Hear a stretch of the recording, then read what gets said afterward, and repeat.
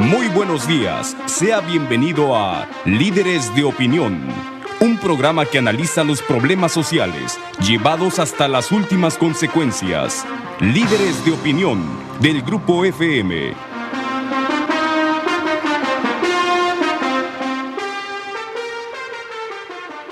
Hola, ¿qué tal? Buenos días, bienvenidos a su programa Líderes de Opinión. Soy su servidor Francisco Ávila Camberos, a sus órdenes, conduciendo esta mañana el programa.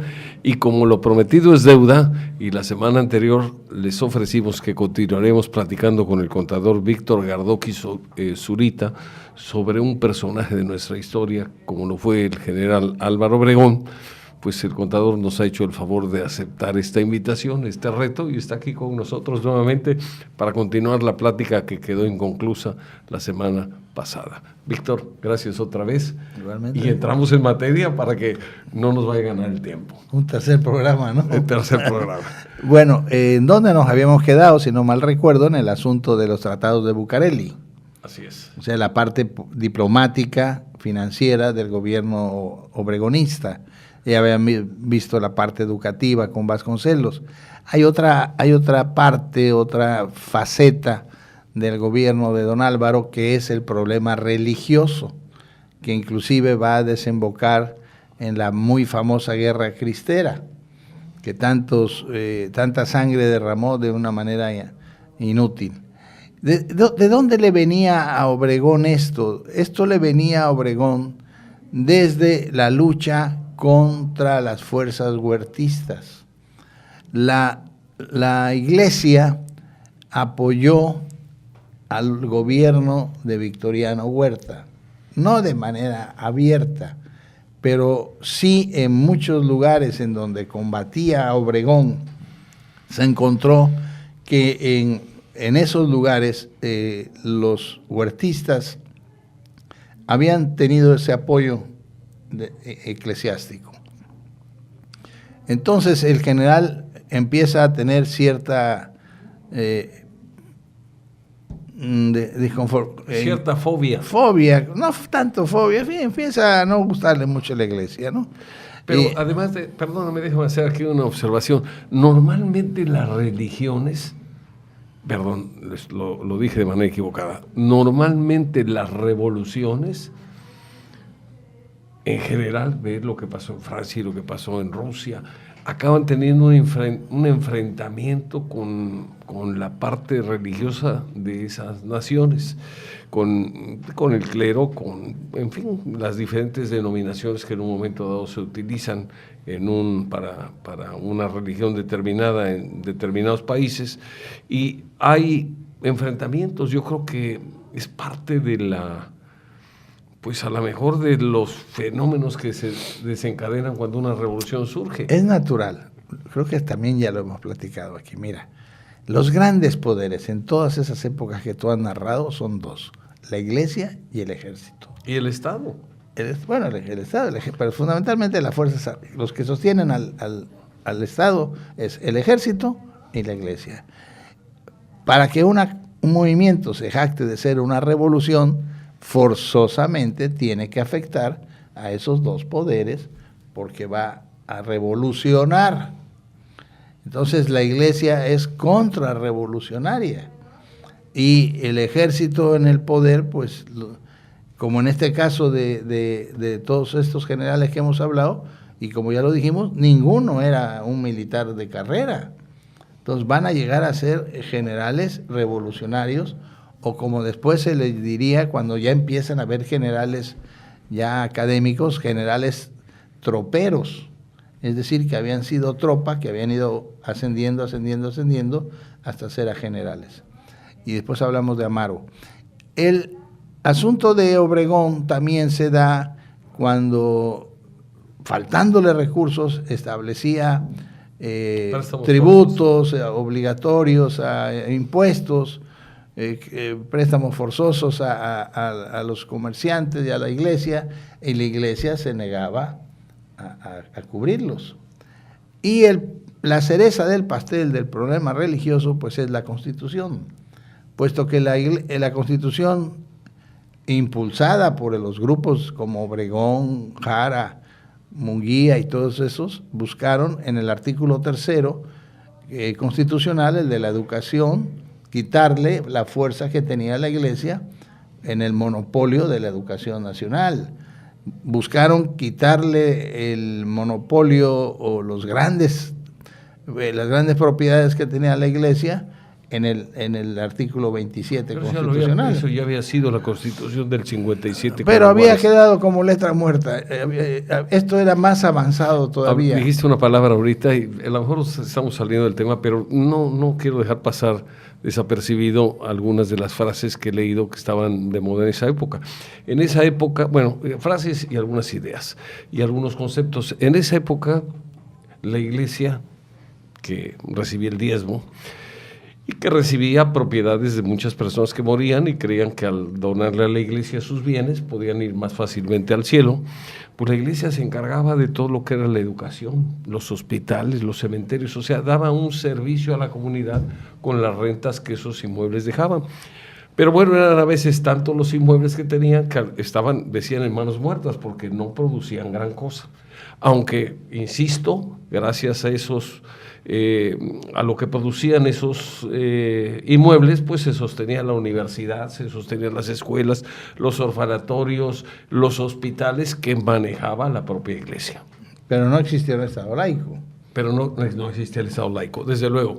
Pero aquí lo interesante es que dicen que cuando pues llega el gobierno de Juarista y confisca, no expropia, porque expropiar es tomar algo y pagar por algo. Confiscar es te lo quito y no te doy nada.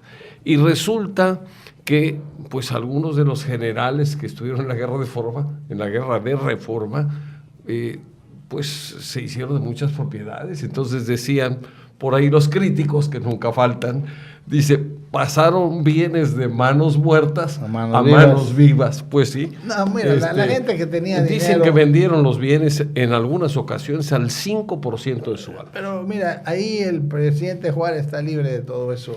Si ha habido una figura honesta y austera en la historia nacional, es Juárez. El problema es que a veces les juzgan no por lo que hicieron ellos, sino por lo que hizo su grupo. Pero el grupo el grupo de Juárez es similar. Prieto, hay un caso donde Ocampo, un general... El único de dinero, si se le podría decir dinero, era Ocampo, que era hacendado, pero todos los demás, Prieto, Emparan, De la Llave, Zamora... todos eran normales. En comparación con un político de ahora, eran unos pobres. Bueno, mira, ya no estamos saliendo del tema, pero don Benito tenía dos sacos, el del domingo y el del diario. Aquel anécdota de Chihuahua, no sé si lo sabes, de Prieto, cuando las damas cuando Juárez va huyendo hacia el Paso del Norte. Las damas de Chihuahua le organizan un baile porque saben que a don Benito le gusta bailar. Don Benito no es la figura de piedra así seca que vemos en las escuelas. Un ser humano como cualquier otro. Y le gustaba bailar. Bien, entonces el pobre don Benito lo invitan al baile y no llega don Benito. Va en su representación Guillermo Prieto y las damas le dicen, oye, ¿y el señor presidente por qué no ha venido? Y ya Prieto les tiene que confesar, pues es que el presidente nada más tiene unos zapatos y están rotos. Y le da pena presentarse ante ustedes, las damas de la sociedad de Chihuahua, con unos zapatos rotos, siendo él el presidente. Entonces, ¿qué hacen? Le mandan un par de botas al señor Juárez, se las pone y llega y se dice que bailó hasta 11 horas seguidas el presidente Juárez. Era aquí en Veracruz, hombre, vivía en el mismo cuarto que con Prieto.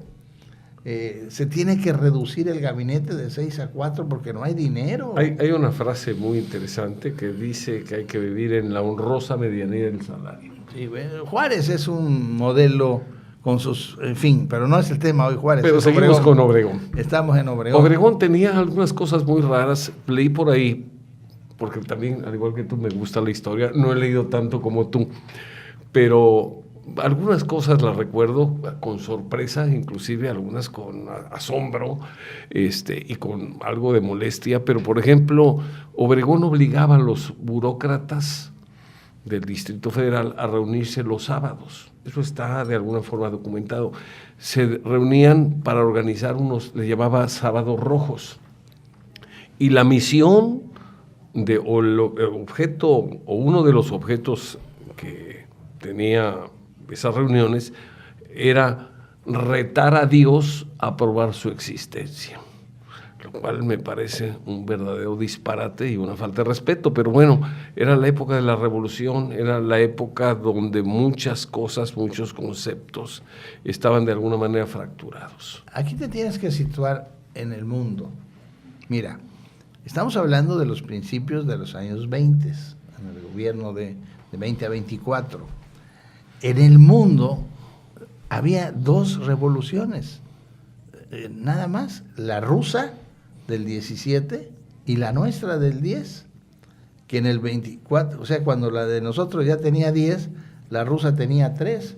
Entonces fueron revoluciones muy criticadas y atacadas por el resto del mundo.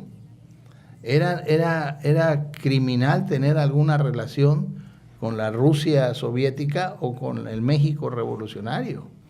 Y sobre todo México teniendo de vecinos a los americanos. A los norteamericanos, ¿verdad? Entonces era muy difícil para el revolucionario mexicano luchar contra toda esa bola de cosas. Finalmente, en el gobierno de Obregón va a llegar el momento en que hay que elegir a un sucesor. Hay un rompimiento con De la Huerta, que obviamente ambicionaba ser presidente, porque De la Huerta no está muy de acuerdo con los tratados de Bucareli. Él piensa que se está cediendo soberanía y De la Huerta va a aspirar a ser el presidente. Y De la Huerta obviamente no era el candidato de Obregón, sino que era Calles, el general Plutarco Elías Calles. ¿Qué se va a producir entonces en 24 y 23-24? La famosísima Revolución de la Huertista. En esa Revolución de la Huertista, la mayoría del ejército se levanta contra Obregón. En muchísimas partes de la República, lo que es más, hasta aquí en Veracruz, hay un antecedente, un episodio de los famosos comodoros, los iranes que le llamaban. ¿Por qué le decían los iranes? Porque uno era Irán Hurtado y el otro era Irán Hernández. Entonces esos estaban, se dice, involucrados en el movimiento de la huertista y se alejaron de las costas en vez de respaldar al gobierno de Obregón. Eso los van a llamar a cuentas y los van a juzgar. No los fusilaron, no sé por qué, les perdonaron la vida, a lo mejor porque eran de los primeros marinos que se metían en estos argüendes, pero De la Huerta hace fuerte su rebelión aquí en Veracruz. Hay una cuestión importante que estaba yo leyendo ayer en un libro, donde inclusive hubo algunas escaramuzas, llamémosle de alguna forma, navales en el Pacífico. Hubo algunos combates entre barcos de la Armada contra el ejército de Cañoneos, ¿sí? cañoneos, pero bueno, finalmente hay... La parte importante fue aquí en Veracruz con los iranes, pero el punto fuerte de la revolución de la huertista era Veracruz, porque aquí estaba don Adolfo de la Huerta. Y nada tonto, porque decía, si la cosa se pone fea, me voy. Tengo por dónde salir. Mi papá me platicaba, y ahora permítame el auditorio entrar en asuntos de tipo personal, que cuál había sido entonces el éxito de Obregón para poder derrotar a ejércitos más numerosos y poderosos que los leales a él. Usó una técnica que no falla. Cañonazos de 50,000 pesos. No, esos son después. Esos los daba después. No. Vamos a ir a una pausa, si te parece, y sí, continuamos en un momento más. Continuamos con su programa Líderes de Opinión. Platicamos con el contador Víctor Gardoqui Zurita sobre Álvaro Obregón. Nos narrabas, Víctor, de algunas experiencias que te platicó tu papá. Sí, mira, los ejércitos revolucionarios de aquellas épocas, cuando se movían de un punto a otro para ir a combatir, lo hacían fundamentalmente con ferrocarriles o caballería.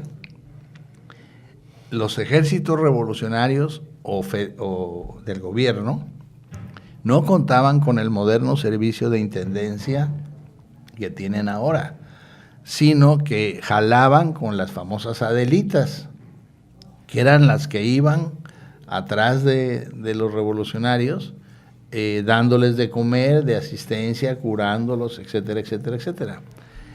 Esos movimientos de las adelitas que se tenían que abastecer para salir en campaña, así se decía, en campaña, retrasaban los movimientos militares de los ejércitos, de las tropas. ¿Qué hizo Obregón en la revolución de la Huertista? Deja a un lado a las adelitas y sale más rápidamente con sus tropas a pegarles a los lugares en donde se le habían levantado en armas sus amigos y antiguos compañeros, ¿verdad? Entonces logra pegar rápido en diversos lugares, porque si se hubieran reunido los ejércitos alzados en conjunto contra Obregón, Obregón no hubiera podido con ellos. Eran mucho más los alzados. Otro factor que hace que la revolución de la Huertista fracase es la ayuda norteamericana. Acuérdate que ya se ha firmado los tratados de Bucareli y Obregón, otra de las cosas que asegura es el abastecimiento de avituallamiento militar para poder combatir cualquier rebelión que se le presentara, cualquier conflicto, tenía a los norteamericanos de su lado, cosa que los de la Huertista no tuvieron. Y ahí entonces, en esta revolución de la Huertista, pues se va a llevar, puedo decirlo así, asesina a cantidad de compañeros suyos, a un Manuel Diegues, tío abuelo de Adolfo Diegues, de los Toastmasters, que era revolucionario desde la huelga de Cananea, compañero suyo. A pesar de que Diegues le pide al final que no lo haga, lo fusila.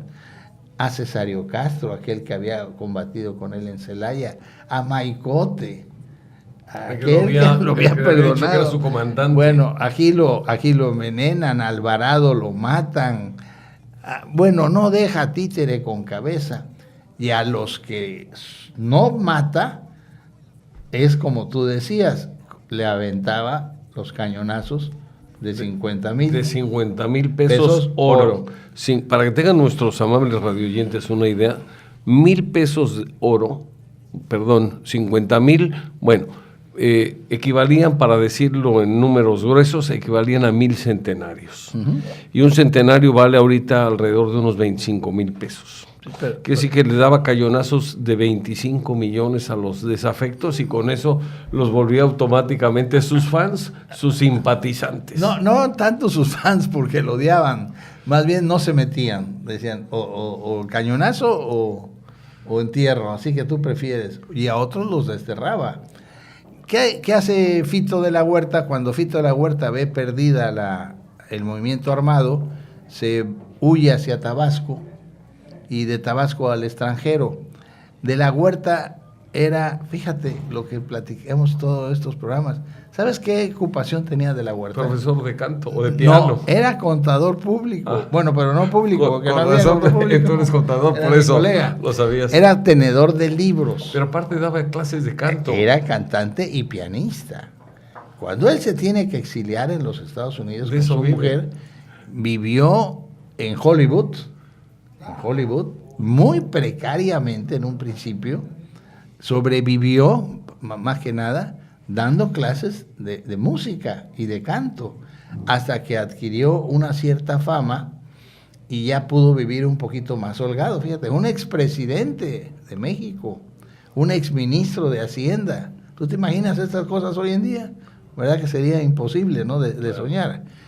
Y de la Huerta hasta 1935, Cárdenas le permite el regreso. Cuando Cárdenas dice, ya, vamos a dejarnos de cosas, y empieza ya a jalar a todos aquellos que sean, porque entonces ya Cárdenas ya acabó con Calles, que es el sucesor de Obregón. Ahí mató a su protector. A su protector. Entonces, bueno, no lo mató en sentido físico, lo mató políticamente, por lo manda al destierro. De la Huerta va a vivir 20 años más aquí en México. En 1955 muere don Adolfo.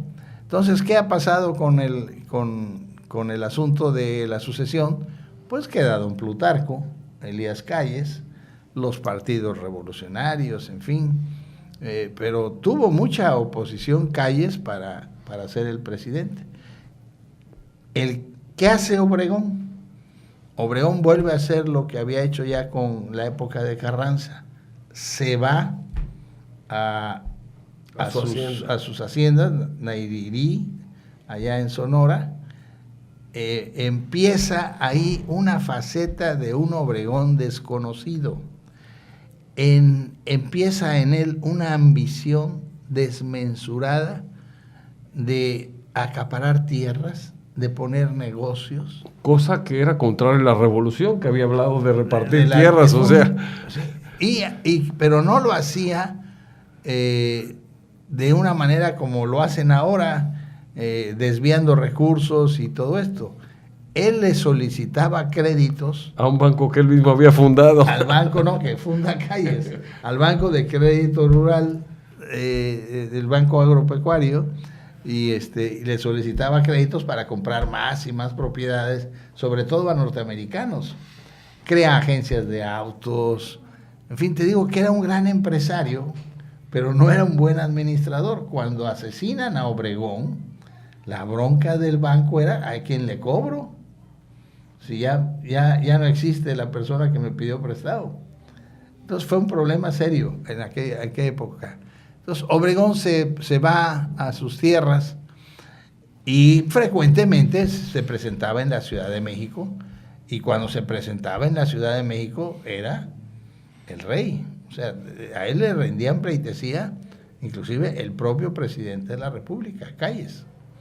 Y venían las corridas de toros que le fascinaban, y disfrutaba mucho de estar con sus amigos. Los pocos que le quedaban era dicharachero, platicador, aunque él ya venía muy avejentado. Le afectó mucho el brazo que perdió. Se dice que eso engordó bastante, se veía un anciano, y tú me dices que creo que tenía 40 y tantos años. Hay una anécdota de que un diplomático lo va a visitar allá a Sonora, y lo encuentra Obregón trabajando ahí en el campo, y le dice el diplomático: señor Obregón, ¿anda usted disfrazado de campesino o de agricultor? Dice: no, disfrazado andaba yo de presidente. Aquí estoy en lo que yo hago, en lo que yo sé hacer. Allá sí estaba disfrazado. Fíjate qué respuesta ocurrente, así era Obregón. Y va a estar ahí, pero también va a ser, ya está tocado por la ambición de volver al poder. Vamos a ir a una pausa, solo quiero dejar 2 puntos para que por favor los comentes después de la pausa.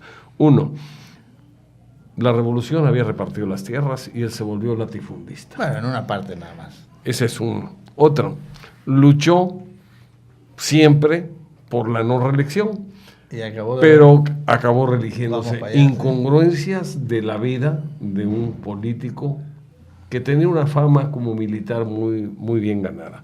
Vamos a una pausa y nos comentas esos temas. Sí, ¿cómo? Regresamos. Continuamos con su programa Líderes de Opinión. Platicamos con el contador Víctor Gardoqui Zurita sobre un personaje de nuestra historia, el general Álvaro Obregón. Decíamos antes de ir a la pausa que muchos contrasentidos, ¿no? Es que así era Obregón, así era. Por eso estamos hablando de él, fíjate, con tantos que ni lo conocimos. Y si ahorita... Si hubiéramos vivido en esa época y hablábamos de él, yo creo que nos hubiera mandado fusilar rápidamente. Quién sabe, pero como te repito, tuve la fortuna de platicar con alguien que sí lo vivió y que sí lo tuvo la oportunidad de tener todo ese tipo de cosas. Para hacer esto que quería Obregón, de seguir en el mando, pues tuvo que reformarse la Constitución. Entonces le encarga al presidente Calles que haga todo el trabajo político para reformarse la Constitución, artículo 83, si mal no recuerdo, para que pudiera el Obregón regresar. Se arman las campañas políticas, hay mucha gente que está en contra de que exista la reelección, puesto que, como tú dijiste, era una de las banderas de la revolución. De las dos banderas, claro. El sufragio efectivo y la no reelección. Entonces, ¿dónde quedó la revolución? Y ya te echaste esta, porque el sufragio efectivo jamás ha existido. Hasta la fecha. Hoy. Entonces, ¿qué pasó? No entendemos, ¿no? Fíjate cómo nuestra revolución va siendo manoseada y destrozada.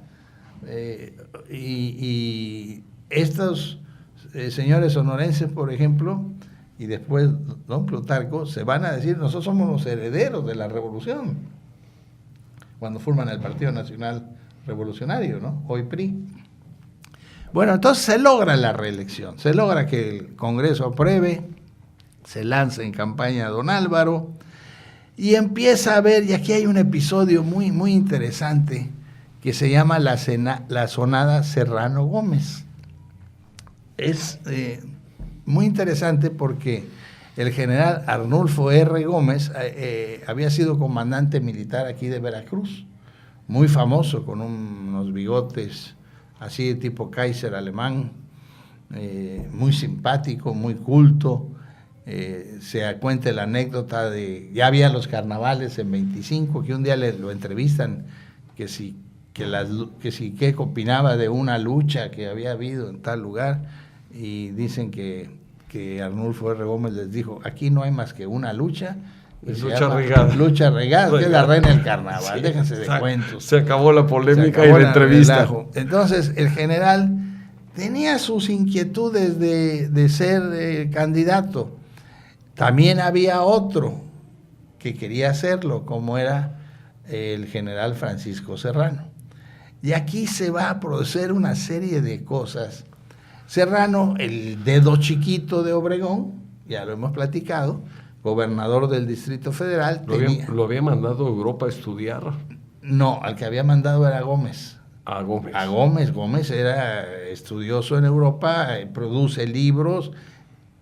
Gómez era más ilustrado que Serrano. Serrano tenía la fama de mujeriego y de borracho. Hay aquella novela de Martín Luis Guzmán, El águila y la serpiente. No, la sombra del caudillo, donde te cambian los personajes, ¿verdad? No, tienes que conocer la historia para entender los personajes. Pero salen ahí y sale sobre todo la sonada Serrano Gómez.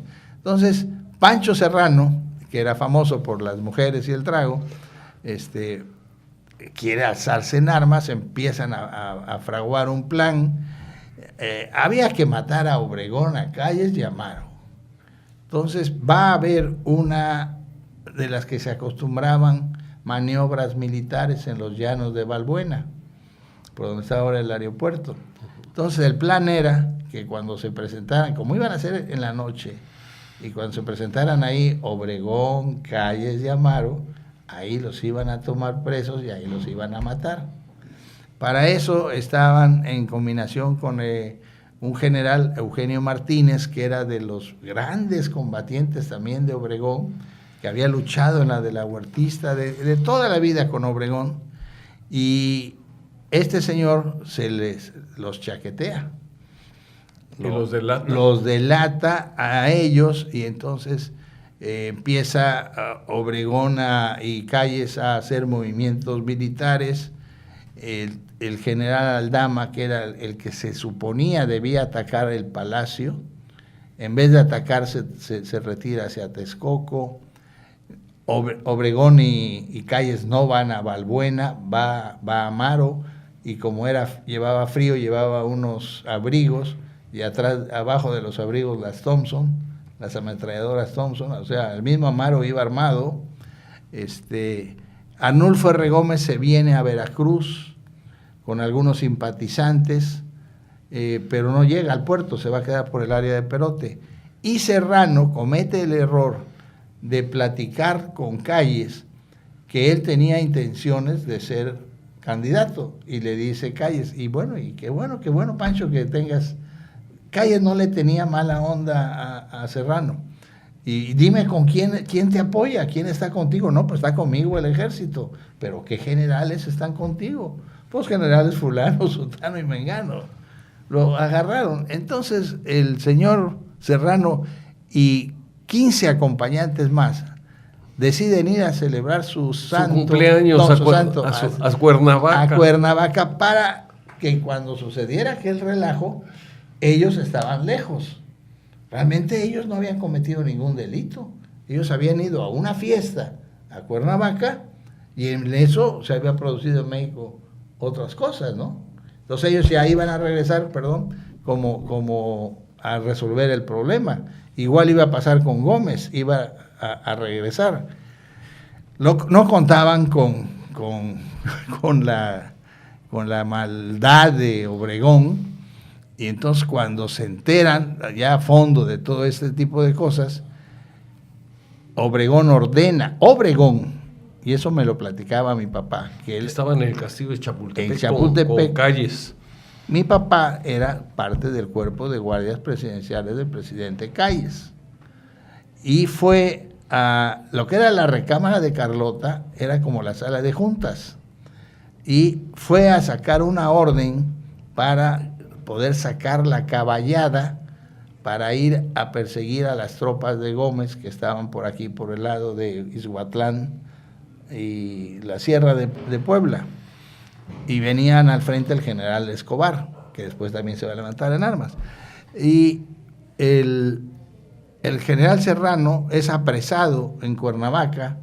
El único que se salva es Francisco Santamaría, que se descuidan y se escapa. Y se escapa, se esconde. Después era gobernador de Tabasco, un gran escritor. Tuve la fortuna de conocerlo porque mi abuelo era tabasqueño y lo visitaba. Yo lo veía de niño, no de conocerlo ni nunca de platicar con él, pero sí lo alcancé a ver. No tenía ni la menor idea de quién era, ¿eh? Hoy me hubieran fascinado platicar con él muchas cosas. Se escapa Santamaría y la idea de Calles como presidente es tráiganse los prisioneros a México. Y le dice Obregón, no, qué prisioneros ni qué nada. A ver, que venga el general Fox y que venga el general Cruz. A ver, esta es la orden, donde los encuentren, los matan. ¿En Huitzilac? Sí, y entonces salen las tropas del general Fox a encontrarse a la caravana de carros que venía de Cuernavaca, se encuentran en Huitzilac. La idea de Fox era fusilarlos, a lo menos como darles esa... Pero hay un coronel, creo que de apellido Mireyes o algo así, que como ya estaba oscureciendo, dice, no, qué fusilada ni qué nada. Aquí nos los echamos con un tiro en la cabeza a todos. Y eso es lo que hacen. Fueron a comprar todavía cable de luz a un pueblito para amarrarlos de las manos y pues buscar que no se escaparan. Sí, fue terrible. Hay un libro que se llama Matanza de Huitzilac. Sí, realmente impactante. Los matan ahí y regresan con los cadáveres. Cruz se niega a hacerlo, ¿eh? Cruz dice, no, yo no voy a matar a Serrano porque es mi amigo. Y Calles tampoco quiere matarlo. Se dice que hasta hay un momento álgido en que Obregón le pega de manazos en el pecho a Calles, allí en Palacio. Fue muy difícil esa circunstancia. Y llega Fox ya con los cadáveres a Chapultepec, baja Obregón, Calles no quiere bajar la rampa, y ahí estaban los 14 cadáveres. Era de noche, baja con una linterna. Exacto, para cerciorarse de que ahí estaban muertos. Y ya pregunta, ¿quién es Pancho? No, pues a ver, sacan el cadáver de Serrano, lo ve Obregón y se dice que dijo, Pancho, qué feo te dejaron. Pero no vayas a pensar que esta es tu cuelga, porque mañana es tu onomástico. Esta no fue tu cuelga, pero qué feo te dejaron. Aquel que había estado con él toda la vida lo ha mandado a asesinar. ¿Qué pasa con el general Gómez? Se interna en la Sierra de Puebla, enferma, sus seguidores lo van abandonando, lo toman prisionero en Teocelo, lo juzgan y lo van a pasar por las armas en el panteón de Coatepec, de donde tú eres oriundo. Ahí fusilan a Arnulfo R. Gómez. Y así terminará la sonada Serrano Gómez. Después va a haber otro intento de matar a Obregón con este señor Segura Vilchis y el padre Pro y todos estos, que va a ser una bomba que le tiran en Chapultepec a su coche. No va a funcionar. El mismo Obregón, inclusive, digo que se burlaba de la vida y de la muerte. Al salir ileso del atentado, lo que hace es irse a la corrida de toros, a la Plaza de la Condesa. Era una manera tal vez de mandar un mensaje, aquí estoy, y no me pasó amigo, nada. vale, No había WhatsApp como ahora para dar información. Vamos a una pausa y creo que ya entraremos en la etapa de conclusiones. Continuamos con su programa Líderes de Opinión y entramos a la etapa de conclusiones sobre la vida de don Álvaro Obregón. Estamos platicando con el contador Víctor Gardoqui Zurita. Pues ya habíamos platicado de que el general sobrevive a ese atentado ahí en Chapultepec cuando le tiran un bombazo a su coche. Fusilan obviamente al padre Pro, a Segura Vilchis y a todos los que estaban involucrados. Creo que el padre Pro no tenía nada que ver. No tenía nada que ver. Pero de todas formas eso no preguntaban. Acuérdate que hay un refrán en la Revolución. Mátalos y luego averiguan. Primero mátalos, después viriguas. Sí. Viriguas. Bueno, entonces los matan. Y seguía Obregón en campaña, es electo presidente, y él iba y venía de Sonora a México constantemente. En una de esas, la Diputación de Guanajuato lo va a invitar a un banquete en el restaurante La Bombilla, que estaba en San Ángel. En aquella época San Ángel era ahí por la Avenida de los Insurgentes, hoy en día lejísimo, ¿no? Y Obregón asiste a ese banquete y está, a un lado de él está Aarón Sáenz, que después sería un poderosísimo empresario y azucarero. Este sí le hizo justicia. Las mieles del poder. Y bueno, estaban ahí tocando el limoncito, como ya lo hemos platicado muchísimas veces. Se dice que Obregón estaba como muy ido, como que algo presentía, como que estaba ido, y llega José León Toral, un fanático religioso, que veía a Obregón como el diablo. El anticristo. El anticristo, y entonces tenía la habilidad de dibujar, y empieza a hacer dibujos. Y la guardia de Obregón, al mostrarle leer lo que está haciendo, le permiten que siga trabajando. O sea, se descuidan. Creen que realmente es un caricaturista. Acuérdate que... Bueno, era un caricaturista muy bueno, no había mucho tanto la fotografía como hoy, ¿no? Sí. Hoy sería un selfie, ¿no? ¿Cómo le llaman esa cosa? Selfie, ¿no? sí. Bueno, entonces ahí está aquel, dibuja a Obregón y se le acerca al general por un costado y ahí le muestra la foto. Le muestra la caricatura. Ajá, o la caricatura. Que ojalá la pase, se la traje a Fito.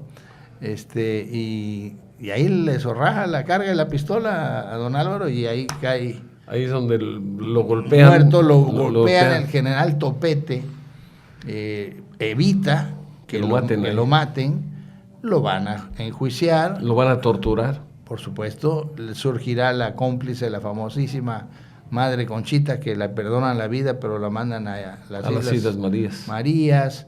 Y a José León Toral lo fusilan.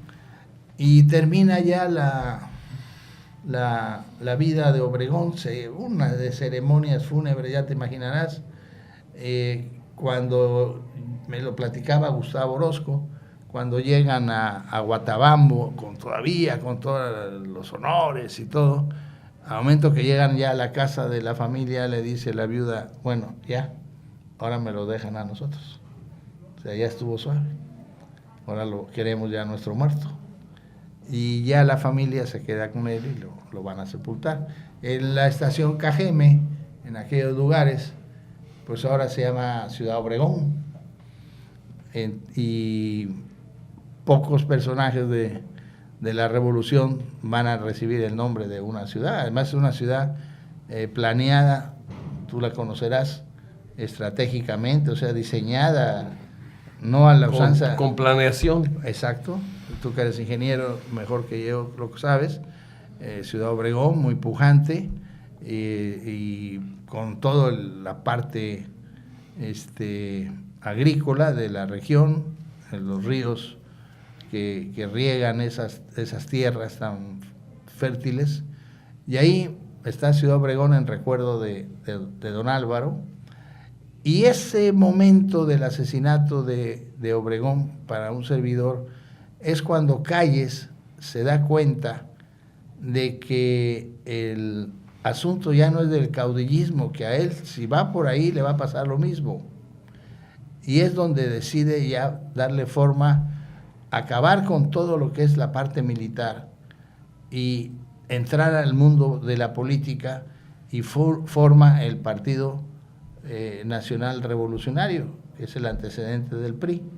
O sea que la muerte de Obregón se puede decir que es el acta de nacimiento del PRI actual, cuando Calles toma los modelos de los partidos totalitarios europeos, fascistas y nazistas, y crea un sólido partido con un corporativismo profundo, y él va a ser entonces el jefe máximo de la revolución, y él va a decir quién va a seguir.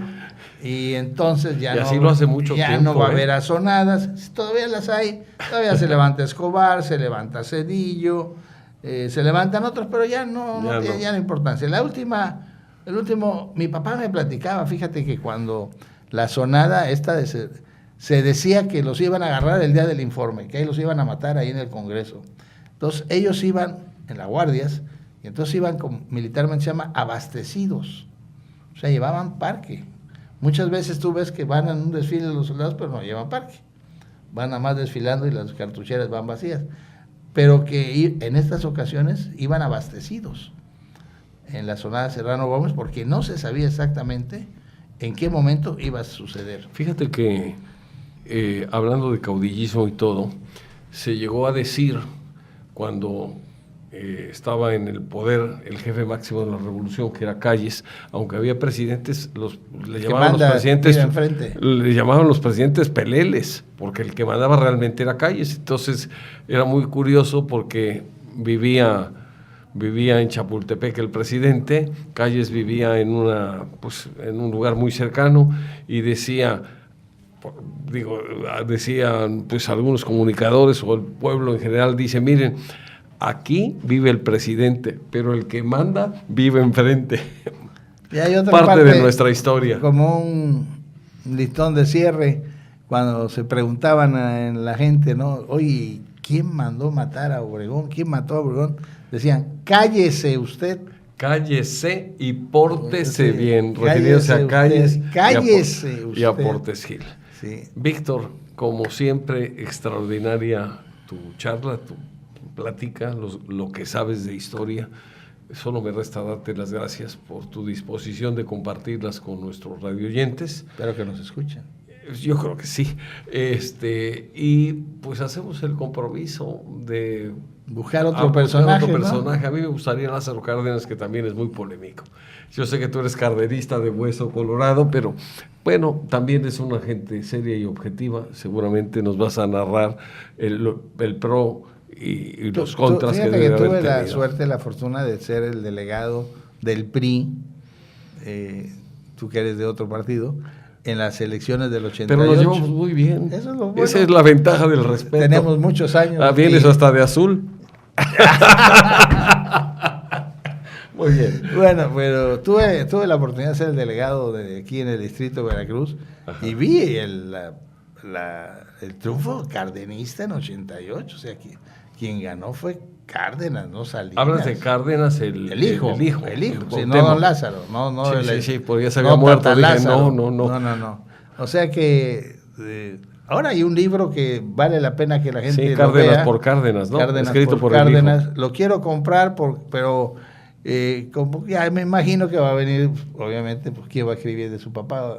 cosas malas, va a escribir Claro. todo lo bueno. A lo Por mejor es cierto muy que parcial. recomiendo mucho y creo que sí debemos de agregarle, si te parece bien, en estos programas al final algunas sugerencias para que cuando la gente quiera saber más, Sepa dónde buscar. dígale por dónde buscar. Entonces, en este caso, hay libros de Enrique Krause y videos de Obregón, obviamente su obra de 6,000 kilómetros, la de Martín Luis Guzmán, de Cosío Villegas también hay, para que sepan más de Obregón. El tiempo aquí es un enemigo tremendo, pero si quieren conocer más de la vida de Obregón, métanse ahí, y como si quieren conocer más de la parte juarista, de la intervención francesa, del imperio y todo, esa estupenda colección que está sacando Paco Ignacio Taibo II de Patria, que ya van en el libro 2 y en el mes que entra, o sea, mañana. Presenta el tercero. Yo estuve el jueves pasado en la presentación del libro 2, una cosa extraordinaria, un historiador con una información formidable, simpático, dicharachero, mal hablado, fumador empedernido, era cigarro tras cigarro, y el IBEC a reventar. Muy bien, Víctor, pues ya hasta un comercial te echaste. Bueno, es que algo hay que sacar. Claro, ¿no? claro. Otra vez gracias, Víctor. Hombre, al contrario. Realmente disfruto mucho y yo estoy seguro que También. Los radioyentes también. Bueno, yo también, no sé si los radioyentes. Pues también. Creo que cumple la función de no solo de comunicar, sino de transmitir y mostrar unas partes de nuestra historia que no están lo suficientemente aclaradas o están tratadas a veces con mucha parcialidad. Aquí tratamos en la medida de lo posible de analizar las partes positivas que cada personaje tiene y también los claroscuros, donde hay contrastes, como lo decíamos de Obregón, luchó por la revolución para el reparto de tierras, pero al final se quedó con una buena parte de las tierras. Lucharon para que no hubiera reelección y luego la apoyaron, cosas pues tal vez producto de la miseria humana. Era la fragilidad de los principios revolucionarios, porque nada más estaban fundamentados en esas dos cosas. Cuando Madero tumba a Díaz, no saben qué hacer. Sí. No traen un plan, no hay un proyecto. Sí, sí. Bueno, eso traducido a nuestro tiempo quiere decir que hay que participar más, empaparnos más, exigir más y desde luego cumplir más con nuestras obligaciones, porque no se va a exigir derechos si no cumplimos. Y más el año próximo, ¿no? Y más el año próximo. Víctor, gracias otra vez y te queda muy bien ese color y esa guayabera. Bueno, muchas gracias. Es en tu honor. Muchas gracias. Les agradecemos mucho el favor de su atención, le agradecemos al contador su presencia y nos comprometemos, Dios mediante, a que el próximo sábado en este mismo programa Líderes de Opinión vamos a también a invitar a alguna persona connotada, culta, preparada como lo es Víctor, para seguirnos platicando sobre temas que nos atañen, que nos interesen a todos. Muchas gracias, feliz fin de semana y hasta pronto.